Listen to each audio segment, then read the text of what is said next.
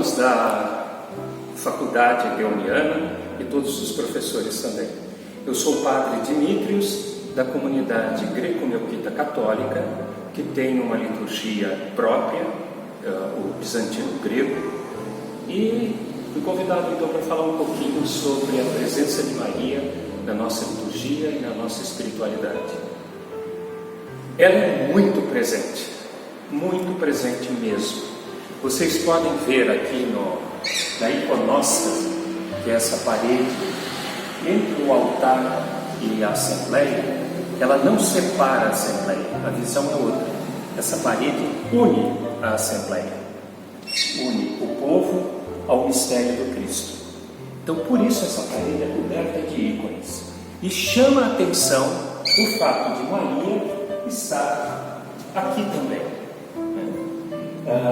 As pessoas sempre dizem, a porta central, a grande porta, é construída pelo Cristo e a Virgem Maria. É um erro.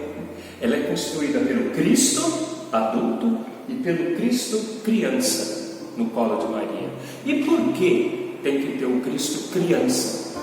No cristianismo primitivo, houve uma heresia que negava que Cristo era verdadeiramente homem. Teve o arianismo, que dizia que negava que ele era verdadeiramente Deus, mas existiu uma também que dizia que ele não era verdadeiramente homem, que ele desceu pronto do céu, só morou no seio da Virgem durante um tempo. Aqui temos a Virgem com o menino no colo, é para nos lembrar isso. Ele foi gerado no ventre dela, com a carne dela, com o sangue dela. Então, ele é verdadeiramente Deus e homem, uma ponte entre o céu e a terra. Por isso também, sempre temos na porta central, às vezes os 4 evangelistas, mas nunca falta a anunciação do anjo à Virgem Maria. Por quê? É a porta de entrada no mistério, é a abertura do Novo Testamento. Então, aqui dentro, nós chamamos de santuário. Aqui é a Assembleia. Então, o ponto de encontro entre o santuário, o lugar sagrado, e a comunidade é a anunciação do anjo. Aqui, o céu e a terra se tocaram. O céu e a terra se tocaram nesse momento em que o Verbo se fez carne no ventre da Virgem Maria.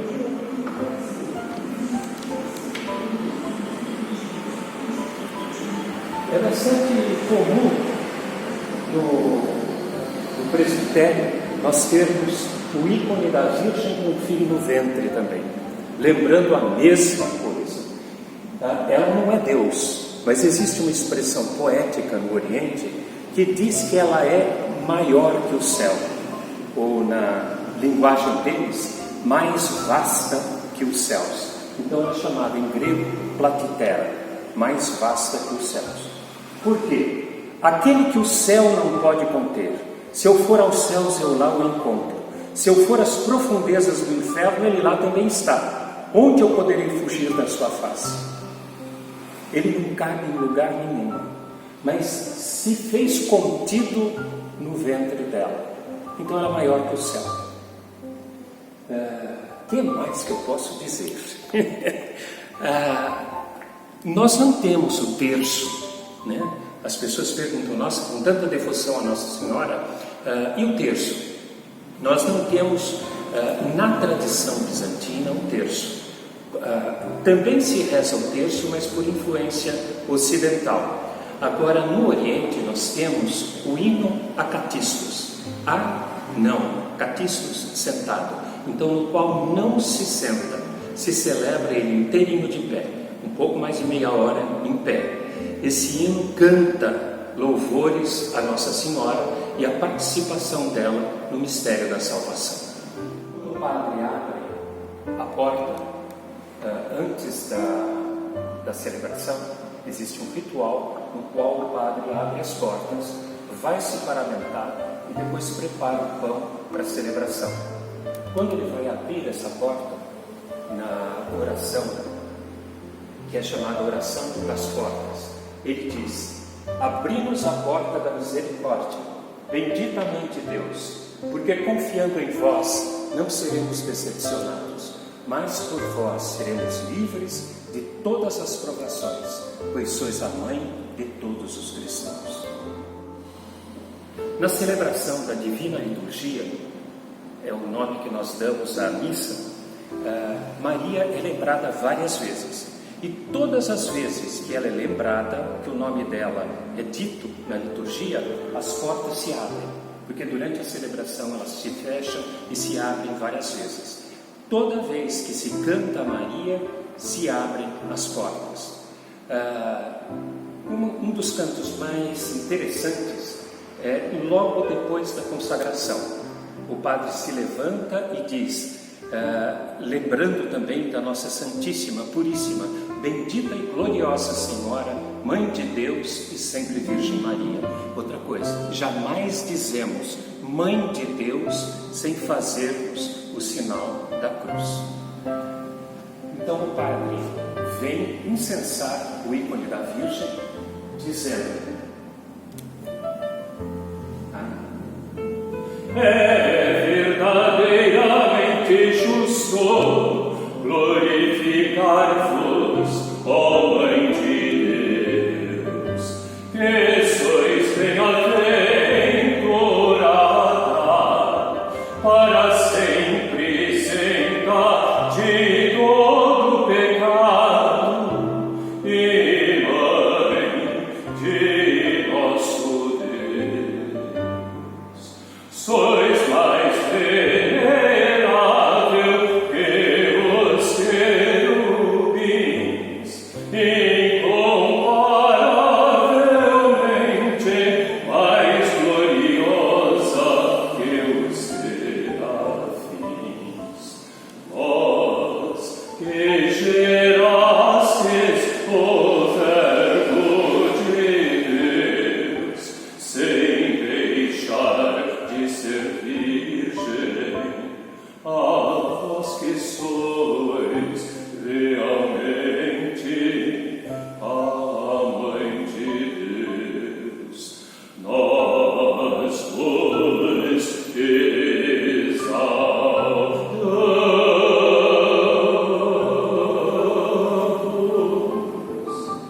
E o padre volta para o santuário para continuar a celebração. Então, Nossa Senhora também é conhecida por muitos títulos no Oriente, principalmente títulos dados aos ícones. Esse ícone dela com o filho no colo e de uma certa forma a mão está mostrando o menino, ele é chamada de odimitria, aquela que mostra o caminho. Ele é o caminho, a verdade e a vida. Lá no fundo, nós temos Nossa Senhora com o menino Jesus um pouco na frente dela. Aquele ícone tem o nome de um lugar onde ele existe, Kazan, na Rússia. E ali no caso ela está dizendo que ele cresça e eu diminua. E assim existe uma porção de ícones, uma porção de devoções à Virgem Maria e Mãe de Deus, mas entre todas, essa devoção à maternidade divina é a principal, é a fundamental para nós. Espero que esse encontro visual tenha servido para alguma coisa para vocês. Eu agradeço muito e convido todos a virem à comunidade Melquita um dia para participarem da Divina Liturgia. Aí vocês vão entender um pouquinho mais o papel de Nossa Senhora na nossa liturgia. Muito obrigado. Em nome do Pai, do Filho e do Espírito Santo, um só Deus verdadeiro. Que a paz esteja com vocês. Eu sou o Padre Pablo, da Igreja Sírio-Ortodoxa de Antioquia. Estou aqui a convite do Frater Danilo para falar um pouco sobre a espiritualidade da Igreja Sírio-Ortodoxa e a relação dessa espiritualidade com a devoção à Santíssima Virgem Maria, Mãe de Deus, e a relação dessa espiritualidade com essa devoção com a liturgia. Cumprimento, primeiramente, o professor doutor Padre João, com ele todo o corpo docente da faculdade e também os alunos dessa disciplina, toda a turma. Que a paz esteja com vocês e que Deus os abençoe. Primeiramente, eu gostaria de falar um pouco sobre a Igreja Sírio-Ortodoxa de Antioquia. Nossa igreja é uma igreja oriental ortodoxa. Ela faz parte da família de igrejas denominadas Igrejas Orientais Ortodoxas. Que igrejas são essas? São a Igreja Copta Ortodoxa de Alexandria, Igreja Sírio-Ortodoxa de Antioquia, Igreja Apostólica Armênia, Igreja Síria-Malankara, na Índia, a Igreja Ortodoxa Etíope e a Igreja Ortodoxa Eritreia. Essas igrejas são igrejas patriarcais. Elas formam uma comunhão de igrejas chamadas de Igrejas Orientais Ortodoxas, também denominadas de igrejas pré-calcedonianas ou mesmo não calcedonianas, porque foram comunidades que não concordaram com as resoluções do Quarto Concílio Ecumênico, que é o Concílio de Calcedônia. Portanto, a sua fé, a sua doutrina, ela é toda fundamentada nos 3 primeiros concílios ecumênicos, de Nicéia, Constantinopla e Éfeso. É importante não confundir igrejas orientais ortodoxas com a igreja ortodoxa. A igreja ortodoxa também utiliza o termo ortodoxo na sua denominação, na sua autoidentificação. São as igrejas do Patriarcado de Constantinopla, da Rússia, da Ucrânia, da Bulgária. Eles também possuem patriarcados em Antioquia, Alexandria, mas são patriarcados paralelos aos patriarcados das igrejas orientais ortodoxas.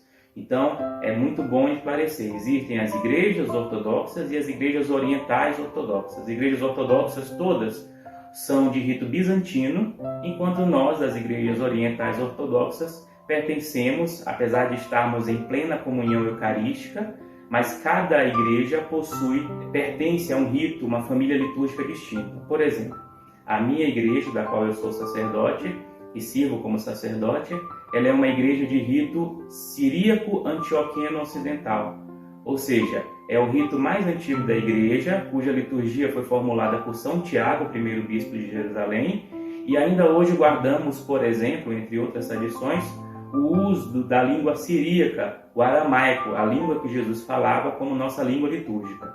Entre as igrejas orientais ortodoxas, é o caso da Copta, eles usam o rito alexandrino, os armênios usam o rito armênio, os etíopes e eritreios usam também o rito alexandrino, com adaptações regionais, mas há uma diversidade de ritos nessa família chamada de igrejas orientais ortodoxas, diferentemente das igrejas ortodoxas que usam, no geral, o rito bizantino, ainda que com particularidades regionais, como é o caso da variação eslava do rito bizantino e da variação grega. Para nós, a Virgem Maria como é comum em todas as igrejas que a gente chama de igrejas basilares, que são as igrejas ortodoxas, as igrejas orientais ortodoxas e a Igreja Católica Romana. A Virgem Maria é, depois de Jesus Cristo, a maior e a melhor figura que expressa a verdadeira devoção e a verdadeira entrega a Deus. Porque a Virgem Maria, ela não só é escolhida por Deus, mas diante da escolha de Deus, ela também escolhe ser toda de Deus, a partir do momento que ela permite, ela dá o seu sim diante do anúncio do anjo Gabriel.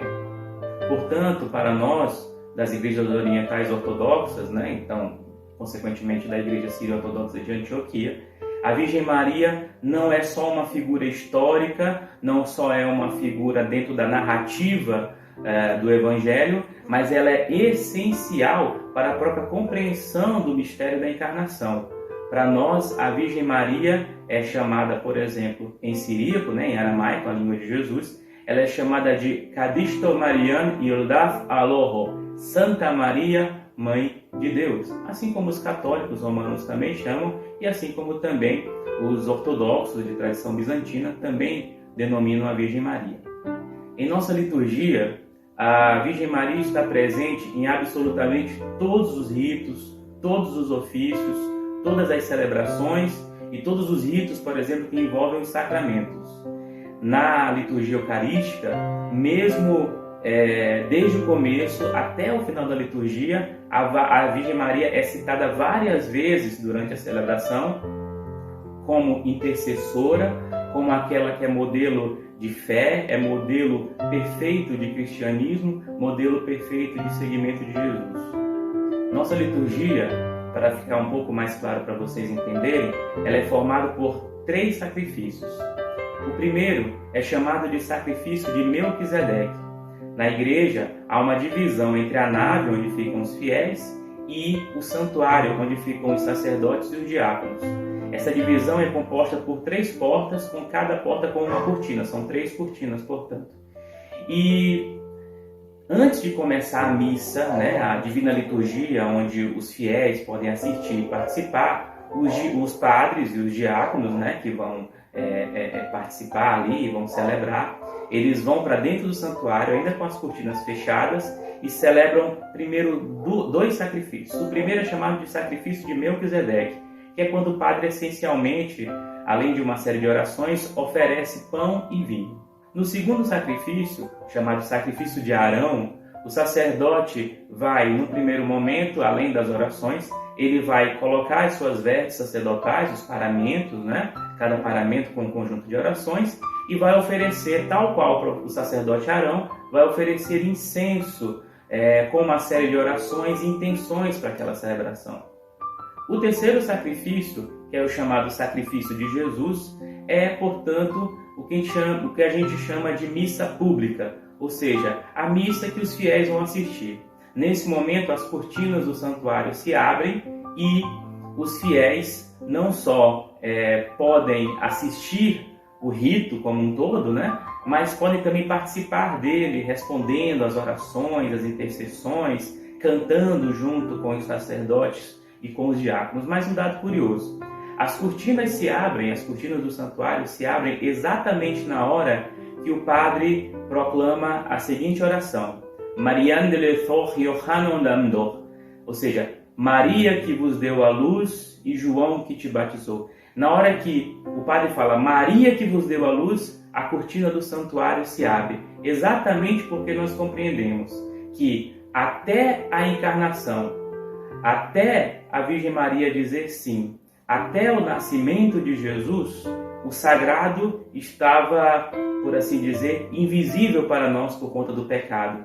Mas Jesus, que é Deus verdadeiro e é homem de verdade, sem pecado, ele se encarnou no único Jesus Cristo, de modo que as coisas do céu, que até outrora eram invisíveis por conta do pecado, se tornam visíveis para nós pelo amor de Deus, pela misericórdia de Deus. Jesus não é quase um Deus, não é um semideus. Ele é Deus verdadeiro, de Deus verdadeiro, gerado, não criado e consubstancial ao Pai, tal qual rezamos nas nossas liturgias, nos nossos ofícios, no credo niceno-constantinopolitano, no qual afirmamos que Jesus é luz da luz, Deus verdadeiro de Deus verdadeiro, gerado, não criado, consubstancial ao Pai.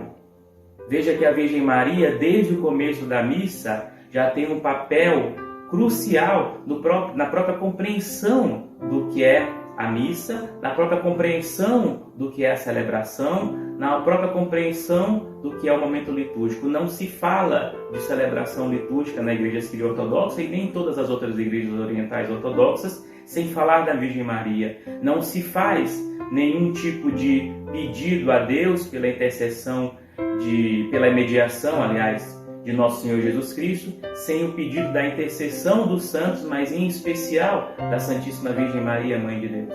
Nós temos celebrações muito especiais dedicadas à memória da Santíssima Virgem Maria, Mãe de Deus. Uma delas que tivemos recentemente foi a festa da Anunciação de Nossa Senhora, quando o Espírito Santo desce sobre a Virgem Maria e o anjo Gabriel anuncia que ela seria a mãe do Nosso Senhor e Salvador Jesus Cristo. Temos também a festa da Dormição da Mãe de Deus e sua gloriosa assunção aos céus. Temos também algumas orações especiais, como a súplica à Virgem Maria, Mãe de Deus, que é um conjunto de orações onde a gente, de maneira muito piedosa, roga à Virgem Maria que reze por nós diante de Jesus Cristo, para que Deus leve nossos pedidos, nossas angústias e tenha misericórdia para conosco. E para ilustrar um pouco, eu gostaria de mostrar esse símbolo que nós utilizamos, são colocados nos braços tanto do clero quanto dos fiéis. É um cordãozinho de 2 cores, vermelho e branco, que é utilizado pelo clero e pelos fiéis desde o dia da festa da Anunciação até a Páscoa. O que simboliza esse cordãozinho? Ele é formado por duas cores, formando um cordão único que é amarrado no braço dos fiéis. Para lembrar o quê? Que através da Virgem Maria, Deus se uniu em seu ventre, Deus verdadeiro, Deus Todo-Poderoso, se uniu verdadeiramente à carne humana, ele se encarnou num homem verdadeiro sem pecado, num único Jesus Cristo. E isso é importante para a gente compreender até a cristologia da Igreja Sírio-Ortodoxa de Antioquia, porque nós acreditamos que Jesus é Deus verdadeiro e homem verdadeiro sem pecado.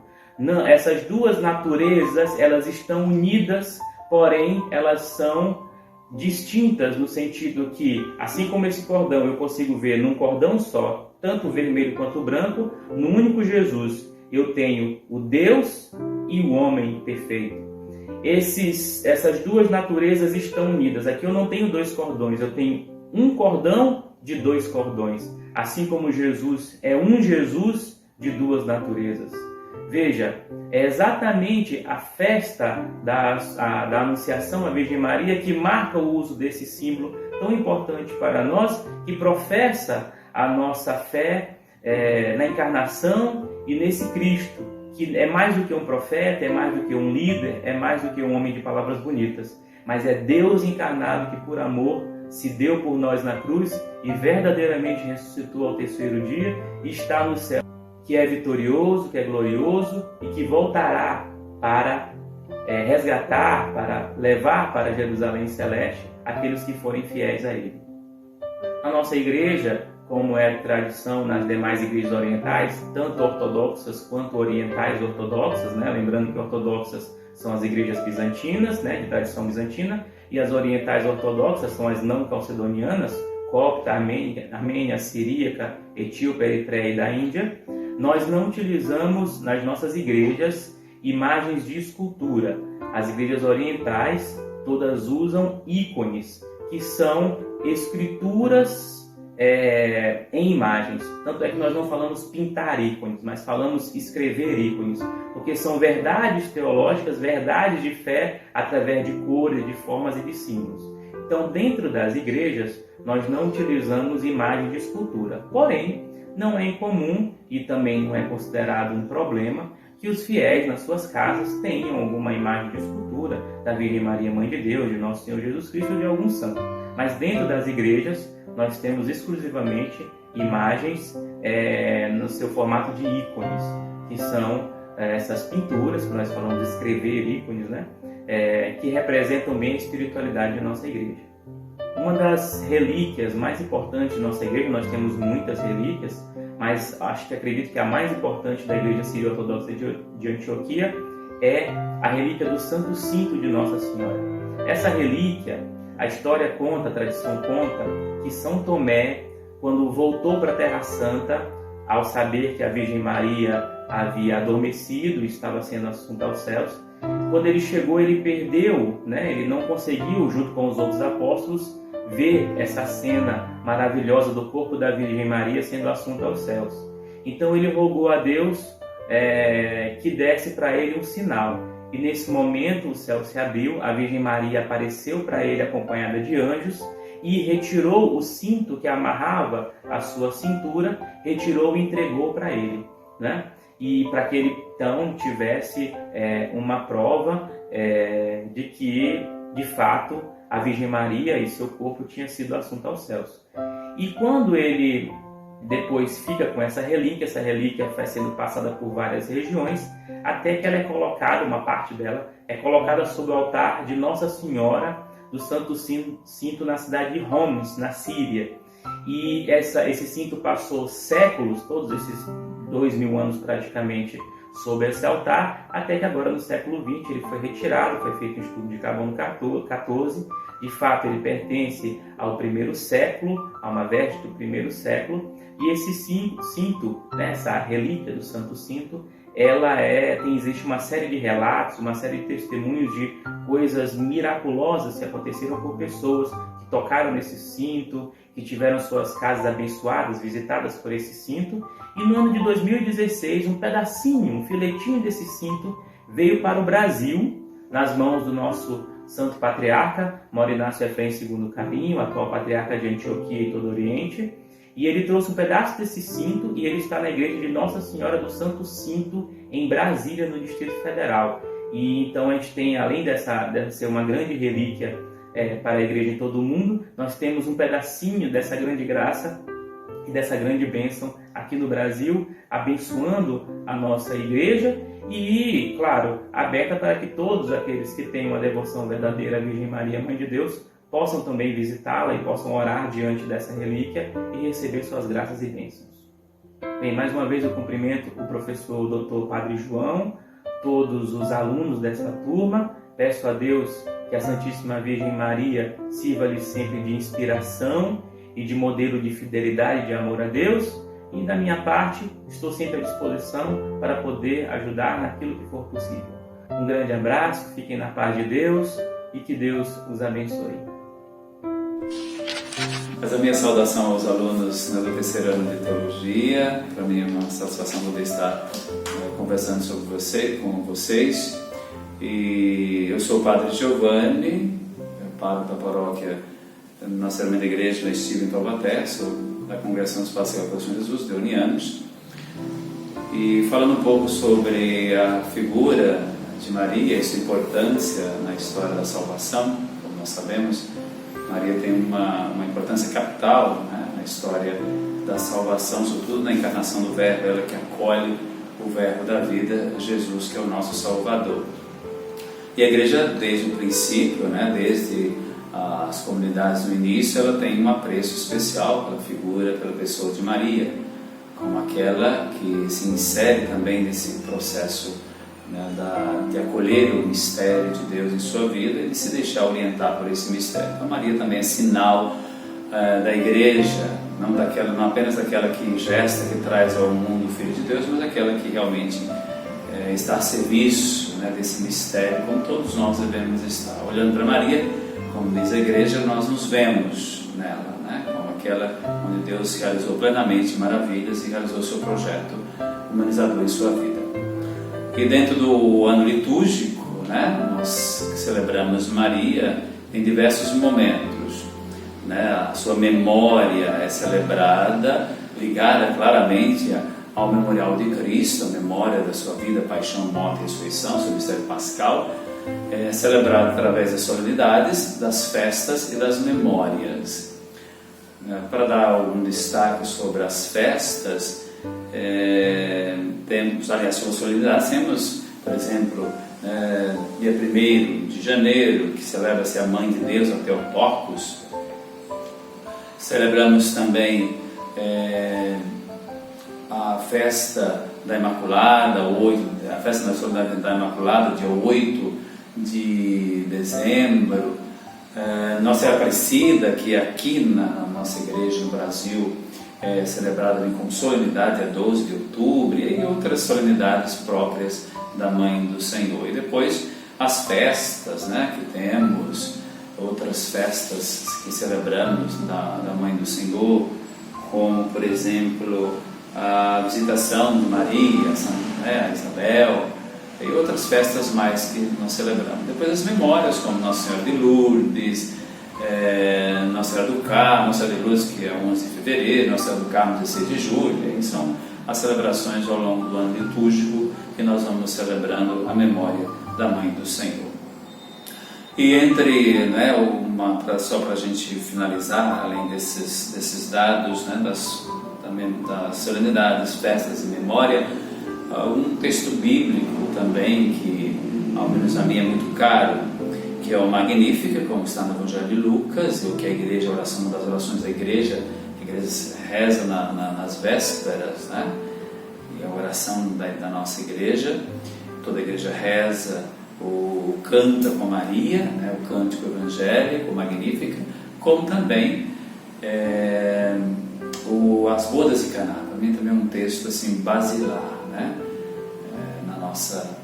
Dentro daquele que nós veneramos e reconhecemos a figura de Maria. O texto das bodas de Caná, no capítulo 2 de João, de 1 a 11, onde Maria se coloca como aquela que intercede, né, por aquele casal que está em apuro. Então, e pede para que a gente faça tudo o que o seu Filho disser, tudo aquilo que Ele nos orientar, que nós possamos seguir. Então, dentro do culto nosso da Igreja Católica, né, e essa mensagem que eu gostaria de deixar para vocês, né, desse carinho, esse afeto que nós temos, que o nosso povo tem, com toda a sua devoção, todas as suas expressões, né, até mesmo na piedade popular, o povo expressa um carinho, um afeto muito grande pela Mãe do Senhor e Mãe Nossa, Maria. Muito obrigado pela atenção de vocês.